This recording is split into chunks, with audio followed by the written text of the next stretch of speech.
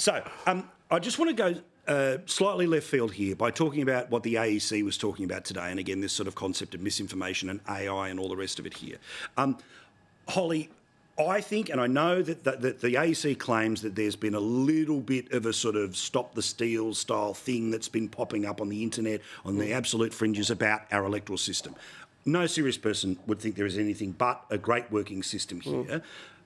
But I think one of the reasons why we trust our system is because the people that are in charge of it don't really get involved in sort of topic du jour like misinformation. No, absolutely. I mean, we still vote in that very sensible way of a piece of paper with a pencil, and we stick it in the box ourselves. There's no computers, there's no hanging chads, there's no different systems across the different states. It's all very, very uniform with a pencil and a piece of paper. I noticed in your editorial you did refer to Mediscare, yes, the greatest piece of misinformation that's ever been put out. I think it's one of Stephen's best, personally. Well, it's actually, on a serious policy note, it's actually set back reform of any Medicare that anyone will ever be able to undertake, basically, this generation, because this Mediscare, and it was let run by the AEC. So it seems to me they're very worried about misinformation when it damages the Labor Party, not so worried when it's the Labor Party lying about the Liberal Party. So, Stephen, again, you know, the integrity of the system matters. The AEC is not perfect. The Western Australian revote anyone, but we absolutely stand by the system and the integrities of it. I just get a little nervous when the sort of what should be faceless-like people running it start to get into the stuff like balls and strikes on misinformation. Yeah, look, I think you may need to just put the tinfoil hat back into the drawer for a minute, because look, there's three different things, Paul, that you're referring to, OK?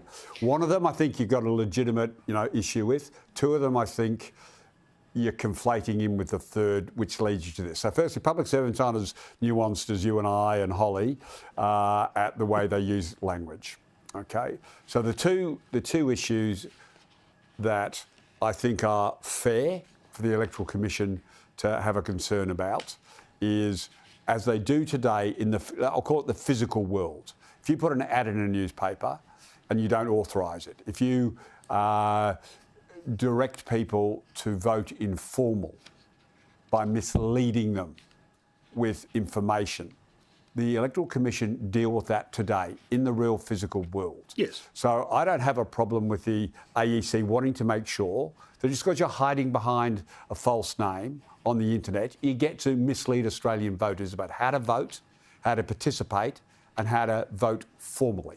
Okay, so I think there's a bucket that I think it's fair. Now, he is probably, in my view, referring to some of those things, misinformation. Then there's a second bucket, which you will see more of a grey, and I don't see it as a grey.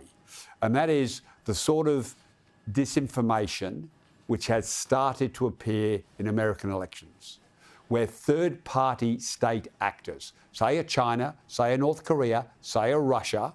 Sure, but he didn't talk about Russia. ...start to want to mislead... No, but we are, unfortunately, we're beginning to see the same sort of interference in online propaganda. And I'd actually just say the word propaganda rather than misinformation. But I'm being a little bit more colourful.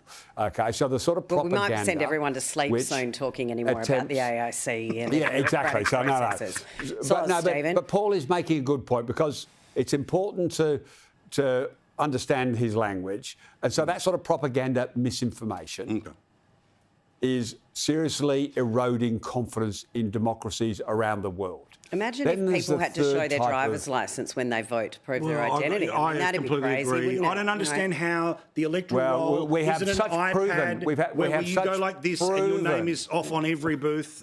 So, but look, the reason I wanted to mention... But is that Labor mantra? We have such proven evidence behind your suggestion. We have such proven evidence. I mean, I've been on the committee that's examined elections. How many dead people voted last time? You know, almost none. So just stop pretending. Almost none. Okay? That's comforting. There's actual inquiries after every election. There's an inquiry into these sort of claims. Not one of them over 30 years in my time in politics ever found anything of substance.